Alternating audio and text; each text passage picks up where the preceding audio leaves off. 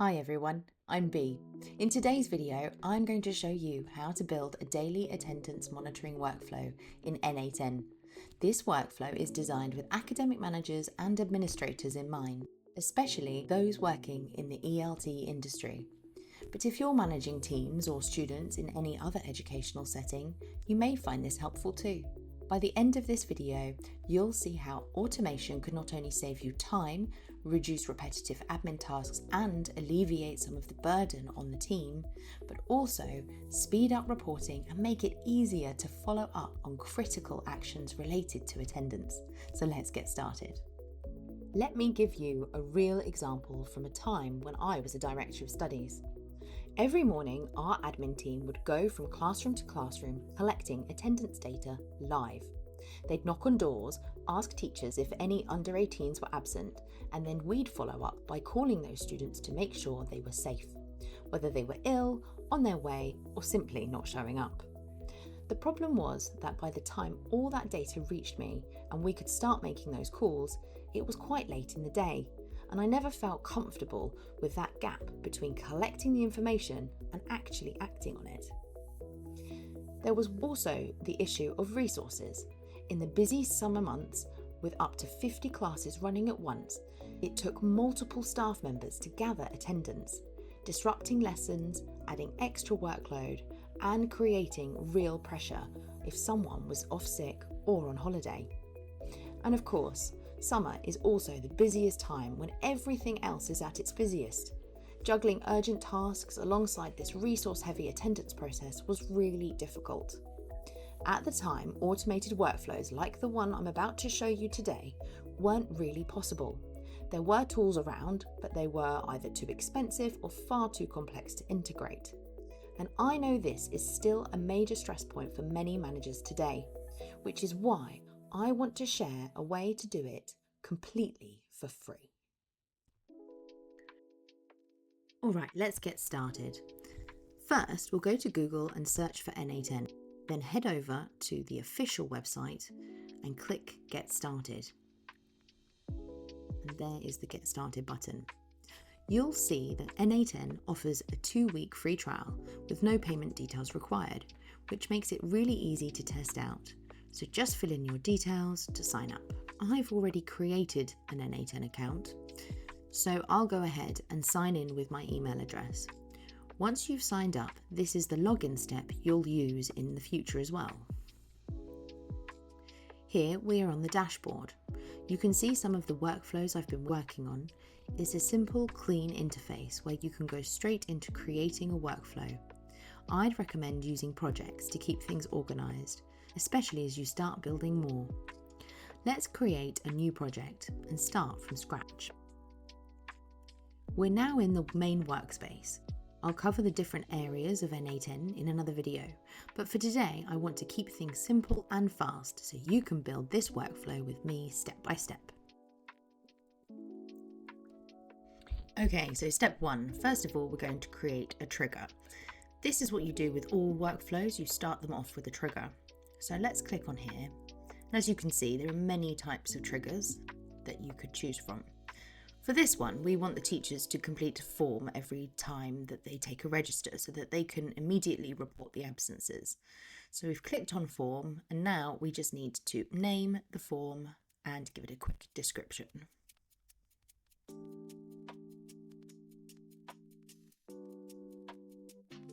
Okay, so now, like any form, we need to build in the questions and the types of answers we want to look for. So the first question I really want to ask them is, what is the teacher's first name? Note, I'm only asking for their first name because I don't really want to take personal data. That isn't necessary. And also this first name shouldn't be traceable because no other personal data will be given. I want it to be in text format, and the placeholder, this is where you can write an example. And I also want it to be a required field. I want them to have to answer this question. The second question, I would like to get the students' initials of who are absent. Those students who are absent, I would like to get their initials. This is again to do with data privacy. So I'm just going to tell the teacher what to do here, and it's text, and I'm going to give a couple of examples. Now for this workflow, we want the teacher to be able to issue multiple student absences in one form because we want them to save time and we don't want it to interrupt the flow too much. So I'm going to put an example there and make it required as well. Right, for the third question, I need to know if any of the students in the class are under the age of 18, because of course that would then trigger an alert for the relevant member of staff. In this case, I want it to be a multiple choice, so I'm going to do drop down list and I'm going to give the options yes or no, and I want it to be a required field. Now for the final question, this is going to help us work out which teachers or students they are, because we're going to associate the classroom on the timetable with the absent student. So here I'm just going to ask, what classroom are you in? Obviously this can change on a daily basis if you're really busy, hopefully not, and I want that to be a required field as well. And the final part is you want to make sure that the respond when is set to form is submitted. Okay, so now that's all done, let's execute the step and see what happens, and we can see that the form has been produced, which is what the teachers would fill in. At the bottom there's the n8n logo. We'd rather not have that. So now let's go to stop listening and go down to options and select append n8n attribution and turn it off.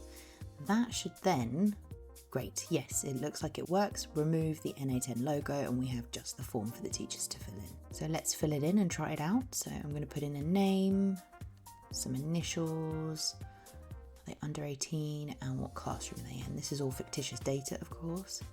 And now if we close the pop-up window, we should be able to see the data in the right-hand column has been produced and has gone through the system, so we know that that is working.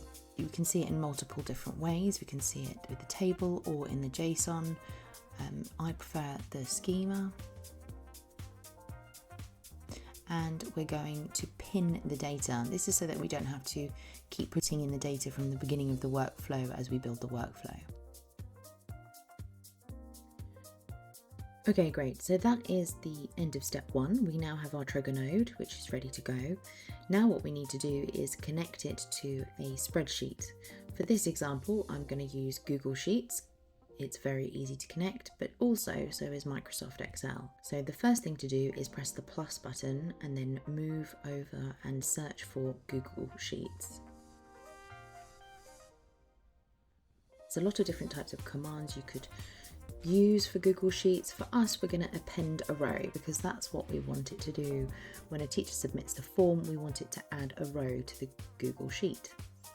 So the first thing you need to do is create a credential. It's really straightforward. You just click on the sign in with Google and then it will take you to a pop-up page where you can just accept. If your institution uses Google, you may need to get permissions, but you could do this potentially yourself as a pilot. Now, what we're going to do is we are going to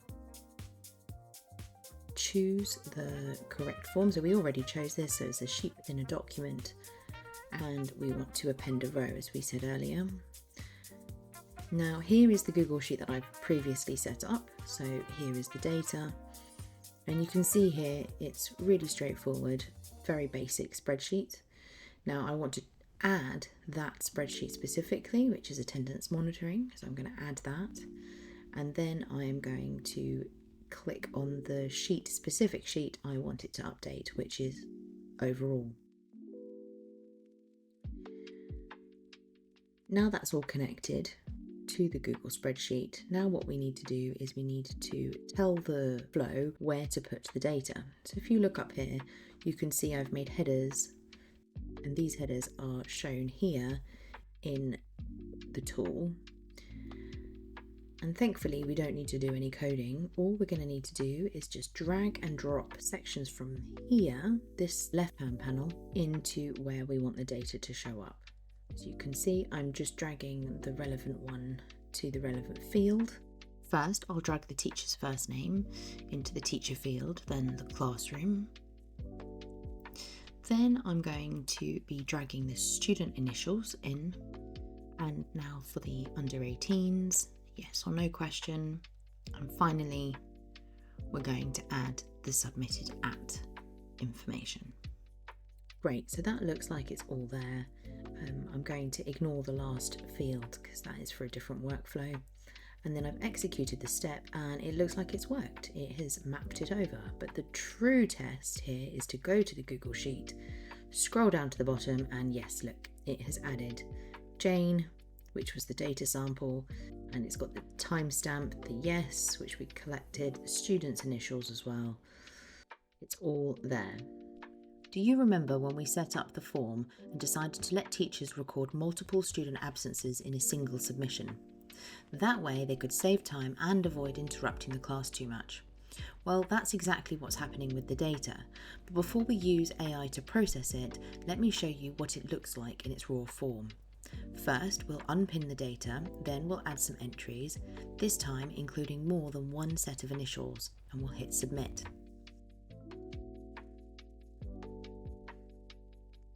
Now take a look at the spreadsheet. A new row appears, but notice it has two initials in the same cell, which isn't very useful for us. Yes, we could use a formula in Excel or Google Sheets to split those into separate rows, but you can also do this directly in your n8n automation workflow. While we're at it, I'll also show you how to tidy up that time submitted field. Right now it includes minutes and seconds, more detail than we actually need. So now we're going to add an AI transform node. This is great if you are not familiar with coding. This is an absolute game changer. I really love it and I use it for everything. So what you're going to do is you're going to essentially write the prompt and then generate the code, and the tool is going to create the code for you so that it can manipulate the data in a way that you want to see it.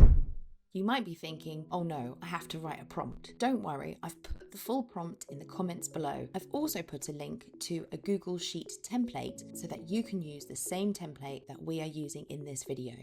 If you're enjoying this video and finding it useful, don't forget to hit like.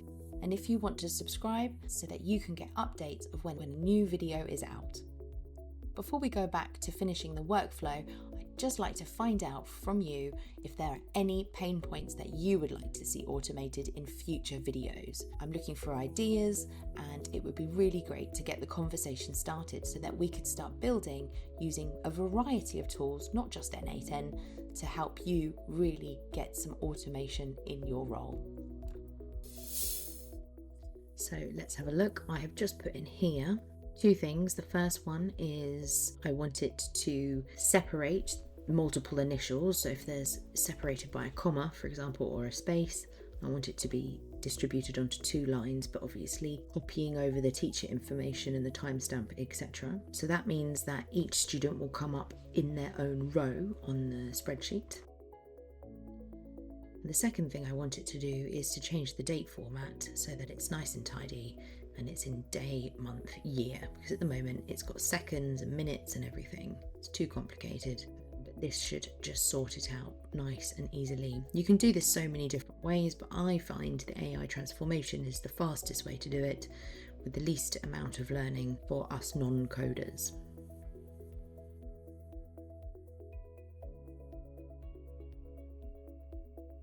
There's the code. Let's execute the step. Okay, it looks like it's come up on the other side. That's great, but the real test will be to try it again. So let's put in some more data.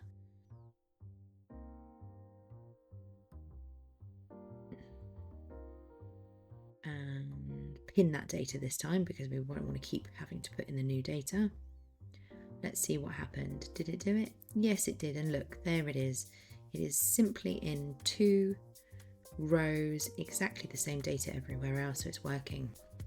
But there's one funny thing that's going on, which is of course the yes. I don't know why the yes is coming out in funny brackets. If you go back to the form trigger node and just for some reason it was clicked multiple choice, if you turn that off, it should then work. Let's try it again. Right, let's have a look, see if it worked. Is it nice and tidy? Yes, it's nice and tidy now. That's great. So our data's coming through really neatly thanks to the AI transform node. So far we've got a form and then it transforms it and it puts it into a spreadsheet, which is really nice. But now what we want to do is we want to set the over 18s off on one path and the under 18s off on another. So this time we're going to use an if node, and this is going to separate our data.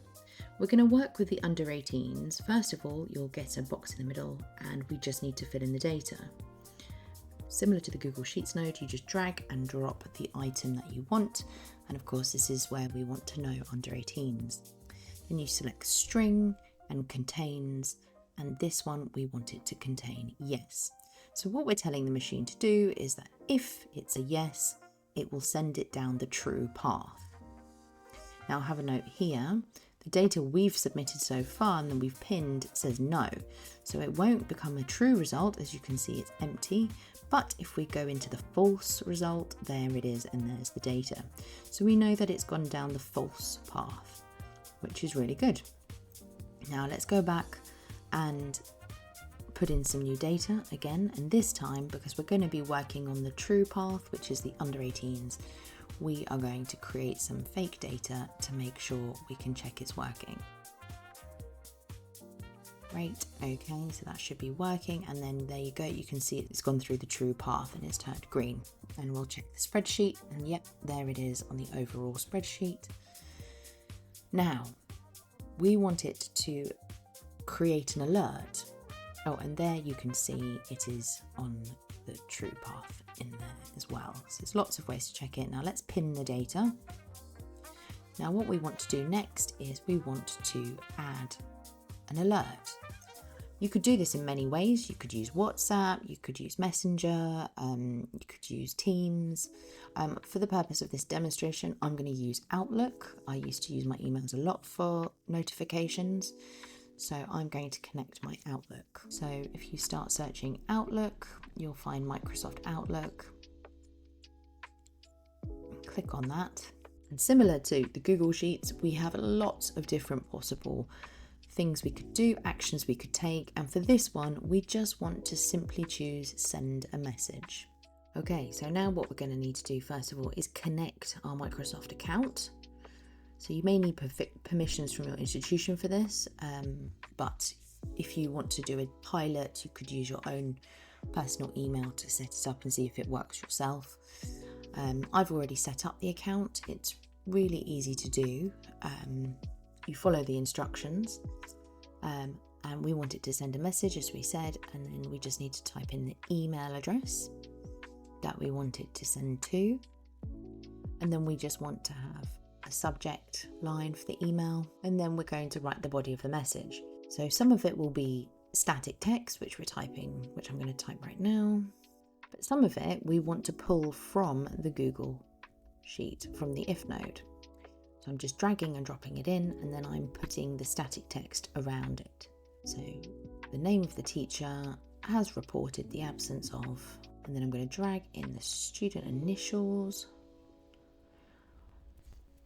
and then put from classroom. I'm going to put in the classroom. You can see at the bottom here, you can see what it's going to look like.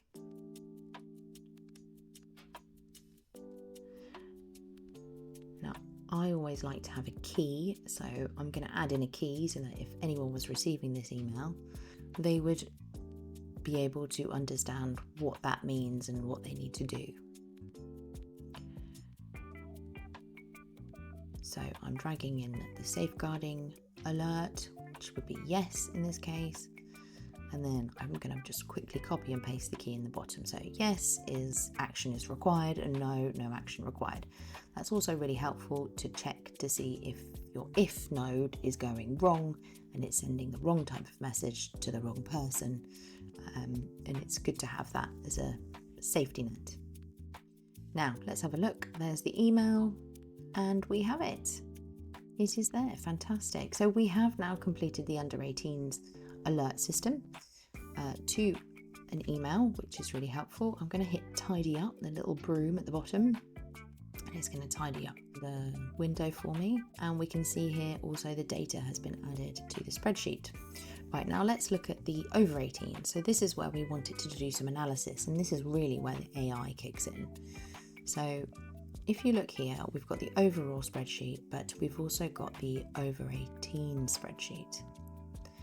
This is where I want this spreadsheet to be updated separately from the overall one, because I want to be tracking this in a different way to my under 18s.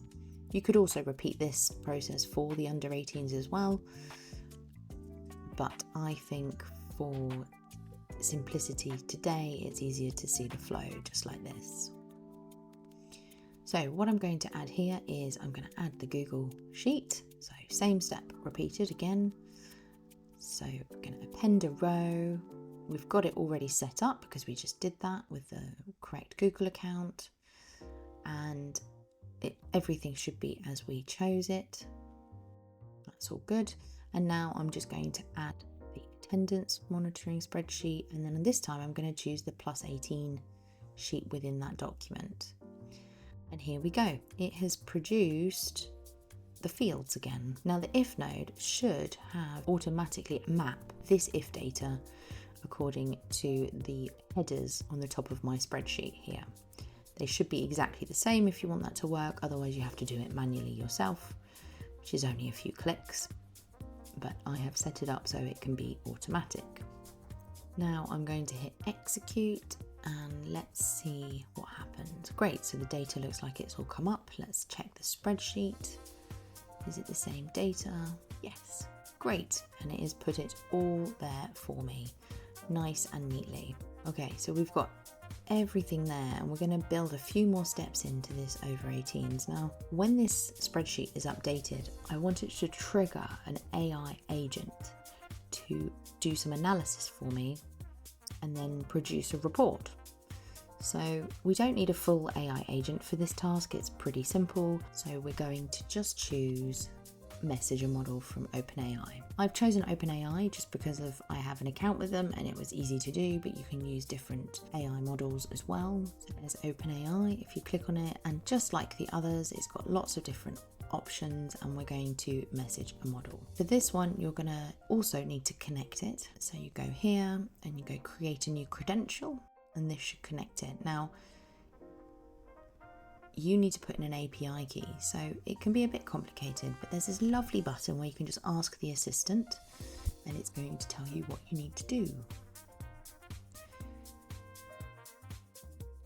Okay, so here are the instructions. I'm going to copy the URL, paste it into my Google, and then log in, and then I will create a new secret key. I'm not going to show you the rest of this part because when you create a secret key, it needs to remain secret, which is fairly obvious. But depending on which AI platform you use, it should be fairly straightforward. Just remember to store the key somewhere safe because you won't be able to see it again. And there it is, pasted in. Hit save. Great, it's gone green. That means it works and it's connected. I can close the assistant and I can close that. And now what we can do is we can start filling in the rest. Now there's multiple types of models you can use, particularly with OpenAI. It's really hard to know what's the most efficient or up-to-date one to use, as there are so many models. What I suggest you do is, if you're not sure, you can go to OpenAI models and it will give you in the top screen the top 3. Now you can see here there's different types. I'm going to choose the cheapest one, the most cost efficient. Right, now let's do the prompt. So first of all, we're going to do the system prompt. This is telling the robot basically how to behave. So I'm just going to say you're a helpful data analyst and email writing assistant who supports the monitoring and automation of communications of over 18s attendance in a language school. Okay, great. And now I'm going to add in another message, and this time I want it to be a user prompt, and I'm just going to copy and paste this in here. It's telling the AI what to do. So it's going to only consider rows of data that fall within the last 30 calendar days. It's going to be ignoring any blank rows or any duplicates. And for each group, it's going to compute the longest streak of consecutive calendar days in that 30-day window. So it can tell me which students might be falling behind in classes and with their attendance. I also want it to write an email, which I've outlined here, so it's got an idea of what it's going to say. So, dear DOS, the following students have 3 or more consecutive absences in the last 30 days, and I want it to have the student initials, number of days, to give me the first day of its absence and the end day of its absence, and I want the teacher's name that is associated with it. In terms of the output format, I want it to only output the summary, and then I would like it to do an analysis, but I think what we'll do for this video is we won't include it in this video, but I can include it in another one. If you want to hit like and ask for how to do the appendix, we can go into that in a different video because it takes a little while. Body of the email to be clearly formatted for readability, so that's easy to read and understand, with bullet points and commas and line breaks and paragraphs, and that should be good enough. And then there is the example of the output with some constraints. And then we need to add our tool. So we're going to add the Google Sheet again so that it knows which one it's looking at. Same process again, document within a sheet, get rows this time, and then we just choose attendance monitoring and +18 monitoring, and then we're going to execute the step, and you can see it has run all of the data. And there it is in table, and there it is in JSON. Now let's add Outlook. Because we've done Outlook, I think it's always good to practice things more than once. We're going to add Outlook again, but again, this could be to a Teams group, so maybe multiple people are monitoring it in case people are on holiday. And we're going to do the same thing again, send a message. Okay, great, then we've got our account connected. Okay, I am going to just put my email address in here, and this time for the subject, I can just pull the data from the AI and drop it in, so there's no static text that we're creating. If we just take the relevant part, it goes, subject goes there, and then of course for the message, we're just going to drag and drop the relevant message in there. Great, and then you can see the example below of what it might look like, and execute the step. Right, let's see if it's worked. Let's go to email. There it is. There is the email. Might tidy up the formatting a bit, but essentially it's all there and everything you need. A really smart update report. Thank you so much for watching the video. I really hope you found it useful. Do comment below if you've got any ideas of other videos that I could make for you. Also, if you want to learn more about AI as a leader in ELT, then click on the link in the comments for my website where you can find some courses and some communities that you can join. Thanks again. See you in the next one.